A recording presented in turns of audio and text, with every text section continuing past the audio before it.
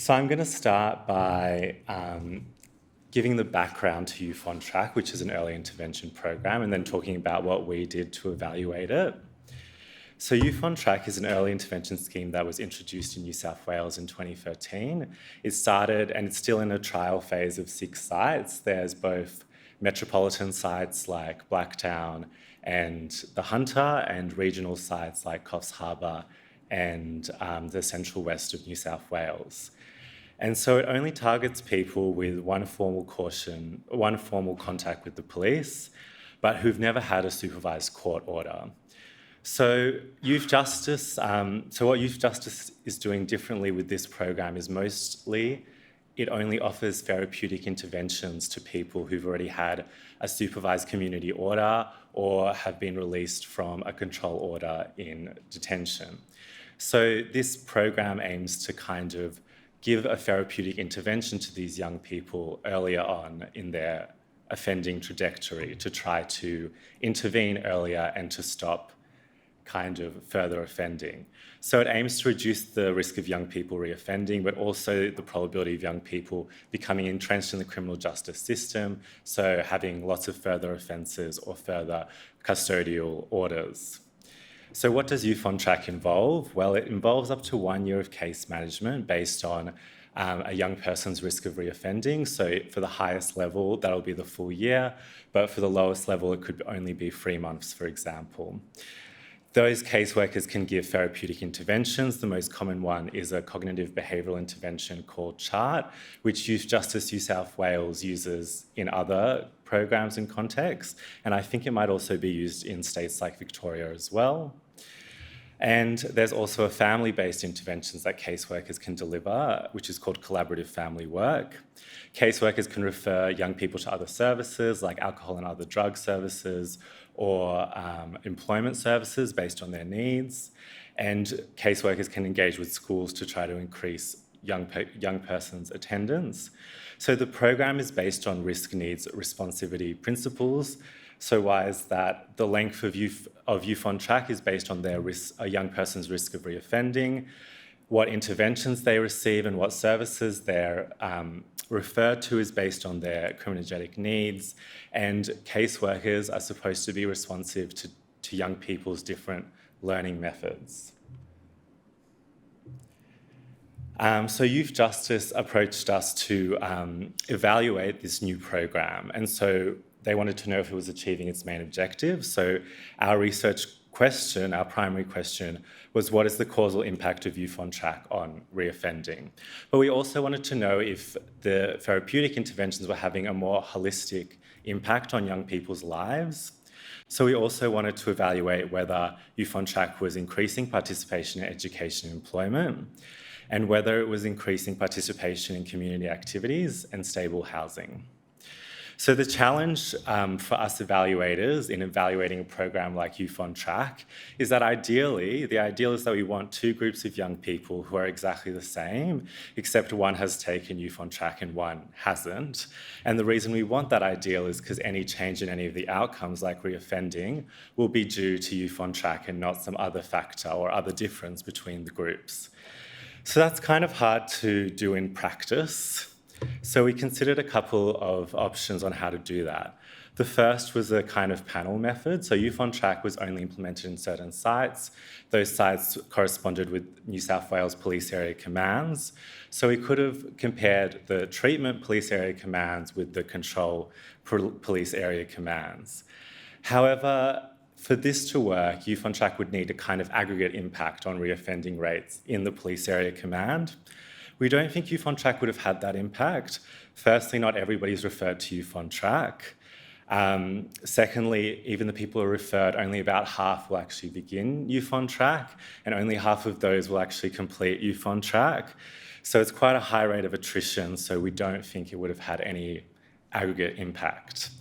And that's kind of also a problem with any other quasi-experimental method, like propensity score matching, for example, because we probably would have taken the people who were referred to Youth on Track as the treatment, but again, only around half of those don't even begin Youth on Track, so it would have to have a very large effect for us to pick it up. We could have also looked at a pre-post study, so looking at the reoffending rates of young people before they started the program to the reoffending rates after they finished the program. However, many other things could change during that period of time.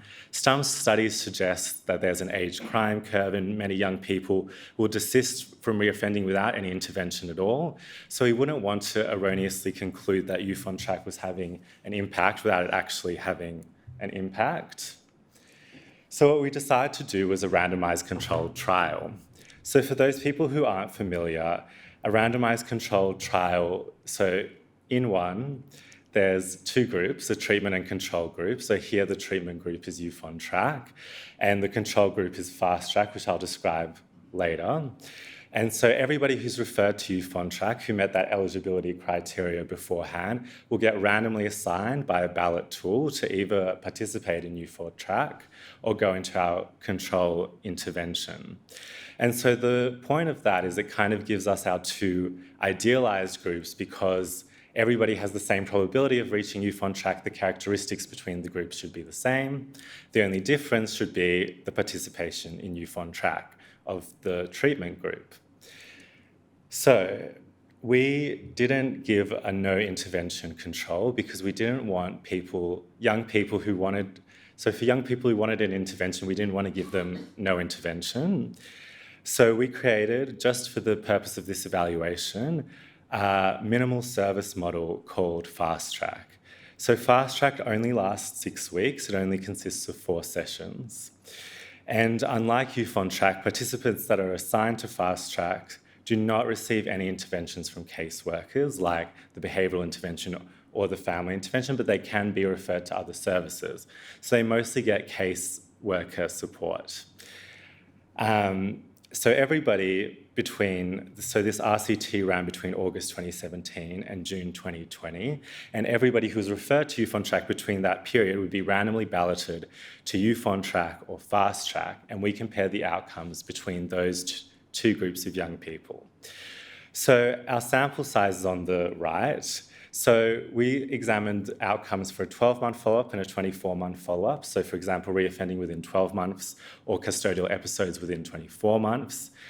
Everybody in our sample had a 12-month follow-up period. 391 young people were randomised to Youth on Track, 334 to Fast Track. Not everybody had a 24-month follow-up, so we had to cut our sample a bit. So that was 241 young people in Youth on Track and 219 young people in Fast Track. So what are the characteristics of the young people in our sample? So because these are randomly assigned groups, the characteristics should be quite similar between Youth on Track participants and Fast Track participants. So starting on age, on average, young people in both groups were 15 years old. For gender, 24% of young people in both groups were young women. So like previous studies, the majority of the sample is male. In terms of Aboriginality, which includes Torres Strait Islander peoples, 53% of Youth on Track participants were Aboriginal compared to 51% of Fast Track participants. CEFA is an ABS measure of socioeconomic disadvantage of a suburb. 41% of Youth on Track participants and 40% of Fast Track participants were from the most disadvantaged quartile of CEFA. 20% of Youth on Track participants and 19% of Fast Track participants had a prior court appearance. And education, which is reported by the young person's caseworker, 51% of Youth on Track participants and 53% of Fast Track participants were in education at the beginning of the program. So what's important to note is that both the groups are quite similar on observable characteristics, which is what we want. But it's also quite a high-risk group in that only around half of the young people at program start were in education, and 40% of them were from the most disadvantaged quartile of socioeconomic status. So what are our outcome variables? So we examined offending outcomes, which included the probability of receiving a new reoffence within 12 and 24 months, the number of days to the first reoffence, the probability of entering custody within 12 and 24 months, and we also examined our social outcomes, which included education, employment, community activity, and stable accommodation at program exit. So the offending outcomes are from New South Wales administrative data that Boxar holds, and the social outcomes are reported by caseworkers who were the caseworkers for the Fast Track and Youth on Track programs. So on to our results. So for our reoffending results, I'm going to describe the bar chart on the right first. So in green is our outcome of committing a reoffence within 12 months, and in the red is committing a reoffence within 24 months. The first bar on the green is the percent of Fast Track participants that reoffended within 12 months, so 48.2% of Fast Track participants reoffended within 12 months. That's our control group. And the second bar is the proportion of Youth on Track participants that reoffended within 12 months, which is 50.6%. So actually, it's not exactly the proportion of Youth on Track participants that reoffended. This is the results of a regression analysis, and we also control for certain demographic variables, prior offending characteristics. So it's kind of an adjusted measure, but the unadjusted one is also very similar. So if Youth on Track had an impact, we would expect to see a much lower bar for Youth on Track than Fast Track, a reduction in reoffending. And also, if you want to know if it's for statistical significance, we've got the green error bar is the 95% confidence interval. So if Youth on Track had a statistically significant impact, we would expect to see a bar that was below. So we would expect the confidence interval not to cross the Fast Track bar, but here it does. So what that suggests is that there are no statistically significant differences in the proportion of Youth on Track or Fast Track participants that reoffend. And in fact, within 12 months, there's a small increase in the proportion that reoffend, but in 24 months, it's a small decrease. We also looked in more detail at when young people are reoffending. So this is survival analysis. So what the chart on the right shows here is it's a cumulative proportion of young people that have reoffended since their day of consenting to be in Youth on Track or Fast Track. So what's important to note here is that most young people in both groups reoffended within a year of consenting to the scheme. 50% of Youth on Track participants reoffended within 344 days, while Fast Track participants took slightly longer. They reoffended within 412 days. But the lines are so close together, and what that suggests is that, on average, Youth on Track participants didn't take any longer or reoffend any sooner than Fast Track participants. They're almost identical, and we also did a Cox regression to show that it was also almost identical. For custodial entry, again, there are no big differences here, and there are definitely no statistically significant differences. But here we see that Youth on Track is associated with some small reduction in the probability of having a new custodial entry. So that is remand. So that doesn't distinguish between remand or sentence custody. So it's any entrance. So for example, 21.6% of Fast Track participants entered custody within 12 months, while 18.8% of Youth on Track participants entered custody within 12 months. So that's a 3.2 percentage point reduction in custodial entry. And there's a similar 3.5 percentage point reduction within 12 months. But again, this isn't statistically significant. So this is a really big slide, but I'll go through and explain it. So these are our social outcomes. So for employment, which is the top right figure, so this is essentially the same bar chart as before, but I've included a couple more Youth on Track estimates as the two kind of middle bars. So the first bar, as before, is the proportion of Fast Track participants that were in employment at program exit. And if you can't see, it says 17.4% were in employment at program exit. The second bar is just our raw, unadjusted Youth on Track participants, and 26.2% of them were in education at program exit. And then progressively, we adjust for certain factors, such as the site they were in and our demographic and prior offending characteristics. So our best estimate is the comparison of the first and last bar, but you can see that there is quite a difference.